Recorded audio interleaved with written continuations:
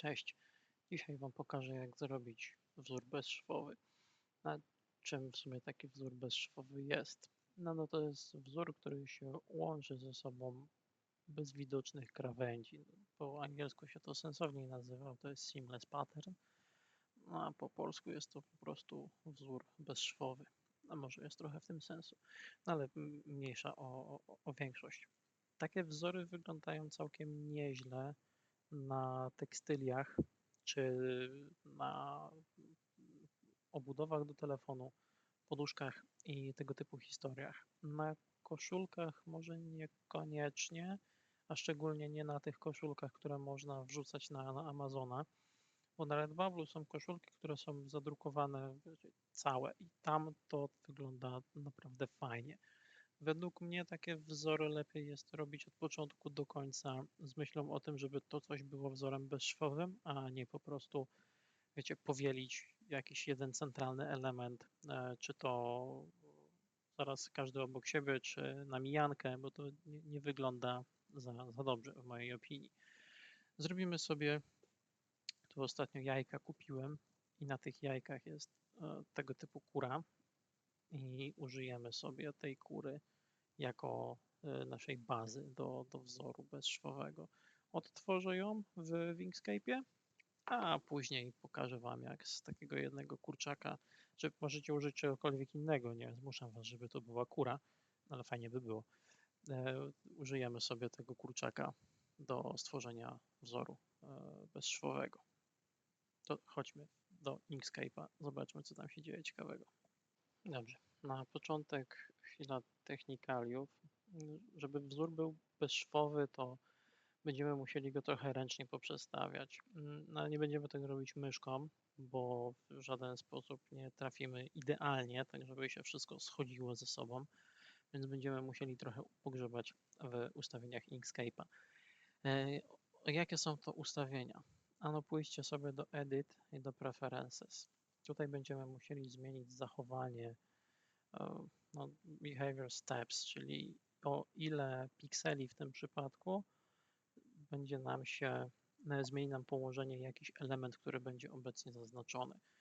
No i ja tutaj mam ustawione na 1000, czyli za każdym przyciśnięciem strzałki coś zmieni nam pozycję o dokładnie 1000 pikseli.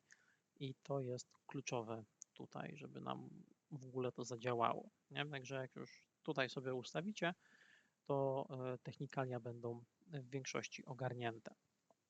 Takie wzory lepiej jest robić na planie kwadratu, że ja tutaj mam przestrzeń roboczą ustawioną pod mercha, ale to sobie szybko można zmienić znowuż w file w Document Properties i tutaj można sobie to przestawić. No ja tutaj zmienię zgodnie z tym, co ustawiłem poprzednio, czyli mam przestrzeń roboczą o wymiarach 1000 na 1000. Przybliżam, trzymając Ctrl i scrollując. Wiecie, kółko do tyłu to jest oddalenie, kółko do przodu to jest przybliżenie. No i mamy sobie teraz naszą przestrzeń roboczą, na której będziemy budować ten wzór bezszwowy. Dobra, kura. Zróbmy sobie kurę na szybko. Ja myślę, że trochę przyspieszę ten proces tworzenia kury. Wiele się on nie będzie różnił. Jak pamiętacie, robiłem kiedyś filmy odnośnie, czy filmy, gdzie odtwarzałem wzór Ady, koty, chmurki i tego typu rzeczy. No, sposób tworzenia kury nie będzie się wiele różnił od sposobu tworzenia kotów. Także jak no, nie wiecie, jak się takie podstawowe kształty robi, to wróćcie sobie do tamtych filmów. Jeszcze naprawdę krótkim słowem przypomnienia, głównie będę używał tutaj albo pentula, albo najprostszych kształtów, czy to właśnie prostokąta, czy elipsy. Może będą to po prostu delikatnie zmodyfikowane te kształty. Ja tutaj kurę mam obok, więc będę sobie na nią patrzył i będę ją odtwarzał tutaj w Inkscape'ie.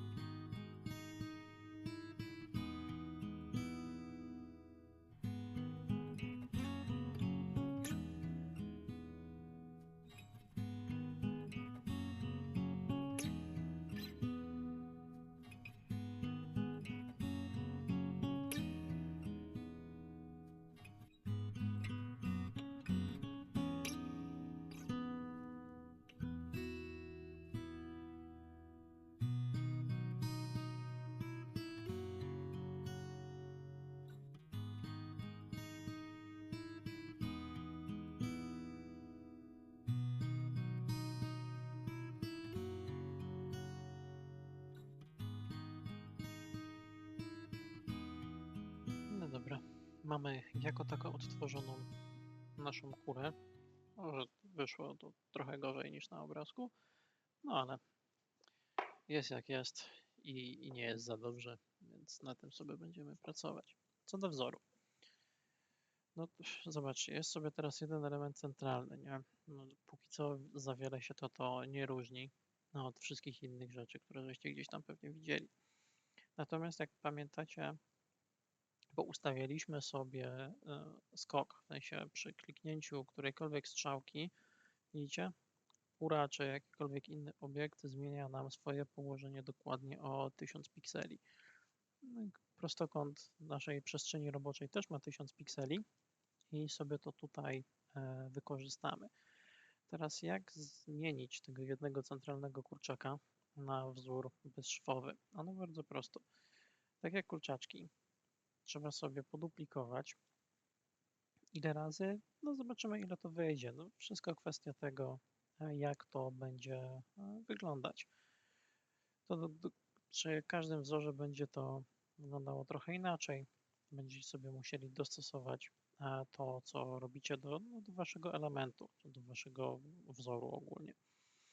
Zobaczcie, ja sobie ustawię tutaj tą kurę, no i kura sobie wychodzi poza przestrzeń roboczą. No tak być nie może, bo wyjdzie to kiepsko. Co w takich wypadkach należy zrobić? Ano należy ją zduplikować i przenieść na drugą stronę tej przestrzeni roboczej. No i właśnie po to nam była ta opcja ustawienia skoku. No teraz jak sobie wyeksportujemy tą przestrzeń roboczą, czyli cały ten prostokąt, to z jednej strony kura nam się będzie zaczynała tutaj, a już kolejny kwadrat będzie zaczynała się kura tutaj. I w ten właśnie oto magiczny sposób będziemy mieli tą kurę wszędzie powieloną 1 500 000 razy, bez żadnej widocznej krawędzi. Tak samo tutaj. Na górnej krawędzi trzeba zrobić dokładnie to samo. Jak sobie ustawiacie tą kurę tutaj, znowu ją trzeba zduplikować i przenieść na przeciwną stronę, w tym wypadku po prostu do dołu. No i znowuż. Ale jak już kura jest w całości w tej naszej przestrzeni roboczej, no to nie ma potrzeby czegoś takiego robić, bo ona będzie zduplikowana no, tak jak tutaj ją widzicie. No, ta kura nam wychodzi poza obręb, także znowuż trzeba ją przenieść. Dalej. Ta kura jest w całości na przestrzeni roboczej, więc ona sobie może tutaj zostać. Tak samo i ta kura. Te tak od oka się wydają być delikatnie za blisko siebie, więc przeniosę je tutaj. I znowu jak przenoszę, to przenoszę też jedną i drugą, no bo one są jakby jednością, nie? No i tą sobie duplikuję tutaj. Delikatnie je tutaj przesuwam. Tu, tutaj, może tutaj. I może te delikatnie dam do góry, żeby to trochę lepiej wyglądało. Tu jakoś tak pusto jest, także może zduplikujemy sobie tą kurę. O, i teraz mamy ciekawy przypadek. Zobaczcie, ta kura tyłkiem nam nachodzi na jedną i drugą krawędź. Że co w takim wypadku trzeba zrobić? Ano trzeba ją zduplikować względem obu tych krawędzi. Także duplikuję, ustawiam ją tutaj. Natomiast to jest jeszcze nie koniec, bo jeszcze trzeba ją sobie zduplikować tu. Oj, źle to wyjdzie, za ciasno, także nie. Odpuśćmy sobie tego kurczaka. Tym się pobawmy, żeby to jako tako wyglądało. Zaraz sobie to wyeksportujemy. Wrzucę to na Redbubble'a, żebyście zobaczyli, jak to duplikowanie wygląda w praktyce. Może tu. Dobra. Nie, dobrze jest, nie trzeba psuć. Teraz trzeba wyeksportować sobie ten wzór. Także tutaj opcja eksport. Eksportujecie stronę, nie jakieś zaznaczenie czy cokolwiek innego, tylko stronę, no bo strona jest w rozmiarach 1000 na 1000, czyli dokładnie w takich wymiarach, jakie my oczekujemy i potrzebujemy. I jak widzicie, tutaj jest podgląd, nie? No i tak będzie wyglądał efekt końcowy naszej pracy. Ale tak ma być. I zaraz Wam pokażę dlaczego. Że eksportuję to sobie w formacie PNG, bo tło jest nam tutaj zbędne i wrzucę to zaraz na Redbubble'a, a może i nawet na Amazona, żebyście sobie zobaczyli, jak to wygląda w praktyce. Dobra, jesteśmy na Redbubble'u i zobaczcie sobie, jak ten wzór, czy ogólnie wzory bezszwowe można sobie fajnie zastosować. Przy standardowych koszulkach wygląda to biednie, bo nie do tego te wzory służą. Ale magia się dzieje już na produktach, które nam umożliwiają powielenie danego wzoru, który sobie wrzucimy. Zobaczcie, tutaj jest ta opcja Choose Pattern, no i musicie wybrać Regular Grid, a nie Offset Grid. Dlaczego nie Offset Grid? Ano dlatego. Zobaczcie, jak weźmiecie siatkę z przesunięciem, w sensie na zakładkę, to rozjedzie nam się trochę ten wzór i on już nie będzie bezszwowy, no bo też nie tak był przygotowywany. Natomiast przy regularnej siatce wygląda to absolutnie przecudownie i właśnie wygląda w sposób taki, jaki ma on wyglądać. Clifton Tops tutaj, Shifton Tops akurat, ale to zadziała przy absolutnie każdym produkcie, który umożliwia zastosowanie wzoru. Czy to są sukienki typu Align, czy to są case'y na telefon, czy to są podkładki pod myszkę, zasłonki pod prysznic czy poduszki, to w tym przypadku to zadziała. Zobaczmy, czy można użytek z tego typu wzorów zrobić na Amazonie, więc chodźmy teraz na mercha. Jesteśmy na merchu. Przerzuciłem te kury dokładnie w taki sam sposób, w jaki już zrobiłem to na Redbubble'u. No i znowuż winek i tanktopy, ogólnie koszulki wyglądają słabo. Natomiast całkiem nieźle będzie wyglądać czy to PopSocket, czy case, czy torba to może niekoniecznie, ale może zobaczmy, jak to będzie sobie wyglądać. PopSocket. Tutaj co prawda nie mamy możliwości powielenia tego wzoru, tak jak to było na Redbubble'u, więc żeby zasymulować, jakby to wyglądało, to powiększę po prostu to co mamy. Sprawa wygląda bardzo podobnie do tego, co widzieliśmy na Redbubble'u. Bez szwów, czy bez jakichkolwiek łączeń, ten PopSocket będzie zrobiony, będzie wydrukowany.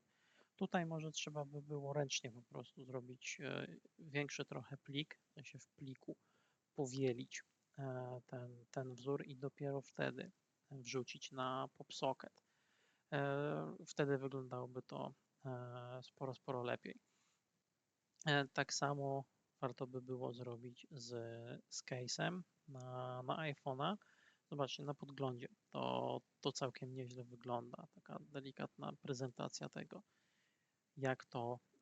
jakby to wyglądało, gdyby całość przestrzeni iPhone'owego case'a była zajęta. Widzicie? O, są niby tutaj sugerowane obszary, które można sobie zadrukować, ale jak widzicie, jak przesuniecie sobie taki wzór gdziekolwiek indziej, to on tutaj też będzie wydrukowany. I według mnie w tym kierunku warto by było pójść w case'y, aniżeli umieszczenie jakiegoś centralnego elementu tutaj, no bo macie niewykorzystaną przestrzeń po prostu.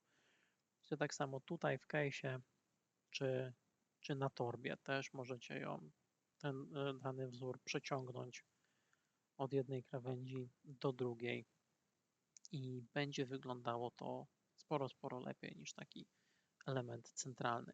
I dokładnie tak samo na torebkach. Oczywiście biały kolor może niekoniecznie, lepiej to wygląda na czarnym, zresztą tak jak większość rzeczy, jeśli chodzi o print on demand. I to chyba tyle. Jak widzicie, można to zastosować. W sumie no, ja akurat działam i na Redbubble'u, i na TeePublic, i na Merchu, aczkolwiek na Redbubble'u i na TeePublic dość rzadko ostatnimi czasy, bo Amazon się po prostu bardziej opłaca. Ale jak działacie sobie na innych platformach, które mają właśnie produkty, które dobrze wyglądają, mając tego typu wzór, to tam też można zastosować. Możliwe, że na Zazzlu są tego typu produkty dostępne, ale Zazzla nie używałem osobiście. Że jak ktoś używa Zazzla, to myślę, jest to fajny sposób na jakieś uatrakcyjnienie swoich produktów. No i tyle. Czyli ja użyłem tutaj kur, bo lubię kury i miałem akurat opakowanie po jajkach, gdzie była fajna kura, ale możecie zrobić cokolwiek innego, możecie trochę podrasować ten wzór, żeby to nie był tylko jeden element, tylko jeszcze dodatkowo jakieś ozdobniki czy coś, ale sam sposób tworzenia takiego wzoru jest dokładnie taki sam. Pewnie jest milion innych sposobów, że można zrobić tego typu wzór, ale ja umiem tak i tak Wam też pokazuję. Ale wystarczy tego pokazywania na dzisiaj. Także trzymajcie się, cześć.